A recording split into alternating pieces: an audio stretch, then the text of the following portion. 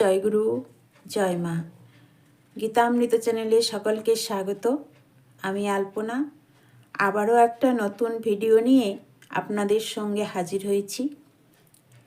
আজ পবিত্র ভৈমী একাদশী বা জয়া একাদশী ব্রত।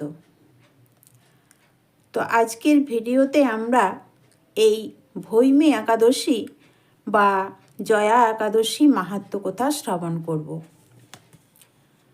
তো চলুন, সর্বপ্রথমে আমার গুরুদেবের চরণে জানাই অনন্ত কোটি ভক্তিপূর্ণ প্রণাম এবং রাধা মাধবীর চরণে জানাই অনন্ত কোটি ভক্তিপূর্ণ প্রণাম। শ্রী গরুড় পুরাণে মাঘ মাসে শুক্লাপক্ষিয়া একাদশী তিথিকে ভৈমী একাদশী নামে অভিহিত করা হয়েছে। সেখানে যুধিষ্ঠির বললেন, হে কৃষ্ণ, আপনি কৃপা করে মাঘ মাসের শুক্লপক্ষের একাদশীর সবিশেষ বর্ণনা করুন।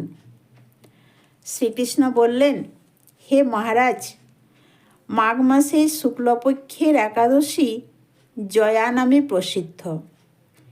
এই তিথি সর্বপাপ বিনাশিনী, সর্বশ্রেষ্ঠা, পবিত্রা, সর্বকাম ও মুক্তিপ্রদায়িনী। এই ব্রতের ফলে মানুষ কখনো প্রেতত্ব প্রাপ্তি হয় না। শোনা যায়, একসময় স্বর্গলোকে ইন্দ্র রাজত্ব করছিলেন। সেখানে অন্য দেবতারাও বেশ সুখেই ছিলেন। তারা পারিজাত ফুল শোভিত নন্দনকাননে অশ্বরাদের সাথে বিহার করতেন।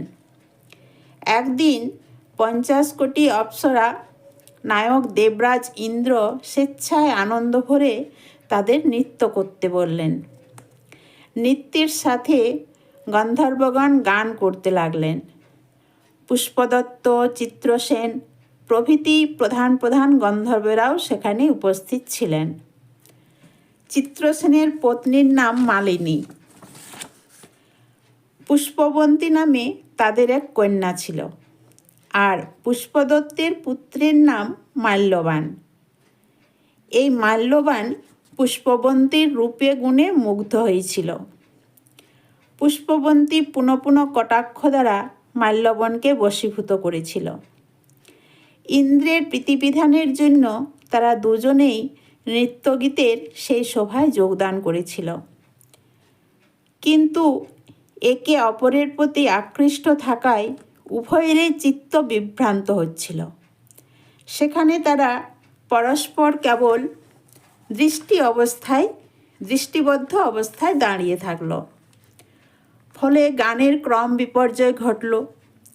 তাদের এইরকম তালমান ভঙ্গভাব দেখে তারা যে পরস্পর কামাসক্ত হয়েছে, দেবরাজ ইন্দ্র তা বুঝতে পারলেন।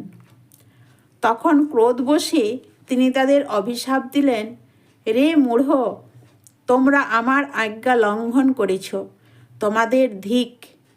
এখনই তোমরা পিশাচযোনি লাভ করে মর্তলোকে নিজ দুষ্কর্মের ফল ভোগ করো।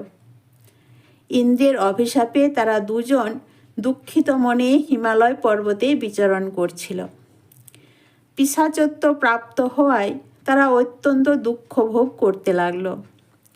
হিমালয়ে প্রচণ্ড শীতে কাতর হয়ে নিজেদের পূর্ব পরিচয় বিস্তৃত হল। এইভাবে অতি কষ্টে সেখানে দিন যাপন করতে লাগল। একদিন পিশাচ নিজ পত্নী পিশাচীকে বলল, সামান্য মাত্র পাপ করিনি, অথচ নরক যন্ত্রণার মতো পিশাচত্ব প্রাপ্ত হয়েছি। অতএব এখন থেকে আমরা আর কোনো পাপ করব না। এভাবে চিন্তা করে তারা মৃতপ্রায় সেই পর্বতে বাস করতে লাগল। তাদের পূর্ব কোনো পুণ্যবশত সেই সময় মাঘী শুক্লপক্ষিয়া জয়া একাদশী তিথি উপস্থিত হলো। তারা একটি অশ্বত্থ বৃক্ষতলে নিরাহারে নির্জলা অবস্থায় দিবানিশি যাপন করল। শীতের প্রকোপে অনিদ্রায় রাত্রি অতিবাহিত হলো। পরদিন সূর্যোদয়ে দ্বাদশী তিথি উপস্থিত হলো।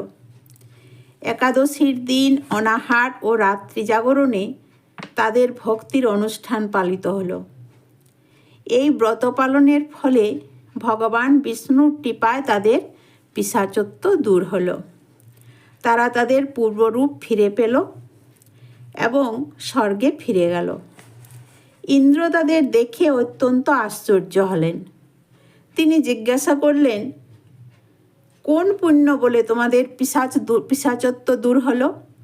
আমার অভিশাপ থেকে কে তোমাদের মুক্ত করল? মাল্যবান বললেন, হে প্রভু, ভগবান বাসুদেবের কৃপায় জয়া একাদশীর পুণ্য প্রভাবে আমাদের পিশাচত্ব দূর হয়েছে। তাদের কথা শুনে দেবরাজ ইন্দ্র বললেন, হে মাল্যবান, তোমরা এখন থেকে আমার অমৃত পান করো।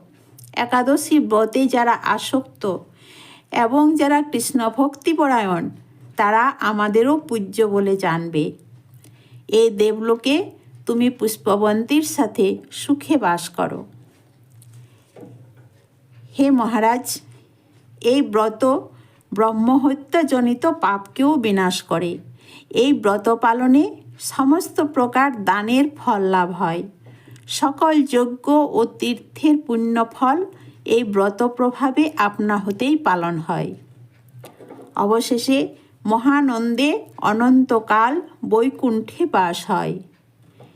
এই ব্রতকথা পাঠ ও শ্রবণে অগ্নিষ্টম যজ্ঞের ফল লাভ হয়। তো এই হলো ভৈমী বা জয়া একাদশীর মাহাত্ম্য কথা।